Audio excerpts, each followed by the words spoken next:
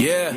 Není cigáň jako cigán a řeknu ti proč. More, co tak na mě čumíš, ještě dostanu zvoč. Slyšíš ten špinavý zvuk, cítíš ten špinavý tón. Hej more, nech to tak, se vybrečíme na Halgaton, kde autor skladby je cigán z chatrče, co nikdy neměl slávu ani žádný peníze, jen čistý pocit pro hudbu, no život o ničem. Z té chudoby je chudoba, takzvaná tradice, a všechno to jde do srdce a ze srdce ven. Takhle to chodí, cigán zpívá, mě jde po zádech mráz. Jak Věra Bílá, kapela Kale, strašně vám děkuju já. Cítím hrdost, chci se vybrečet, nahrávám dál. Mám svoje fans, tak ptám se, že co jsem vám dal. Slyšíš jenom prostě slova z brdy, vyhul se sám. Protože kdo jim řekne, že mají náděj, když ne já, vy určitě ne. A tyhle děti mají strach. Přesně tak, nikdy nepřestanu hrát. Oni se ve mně viděj, more, tady máš. Přesně tak, nikdy nepřestanu hrát. Nokávat ti, co sedí v rohu, předu stát.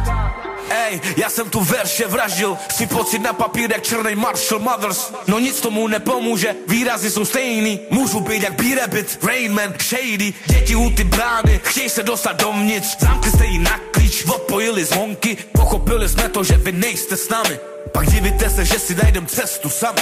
Jsme našli rap, matter of fact, jsme našli slovo. Mimochodem můžeme si všechny skočit do bod. Mimochodem můžete mi všechny kouřit kompas. Ty věci okolo řešíme potom. A vy jste měli jazz a my máme rap. Tahle generace cigánů už jiná je. Poslouchaj, co jsem řekl, poslouchaj to mladý a ty starý se chtěj zlobit. Já jsem Mr. Antonín Gondolan svojí doby.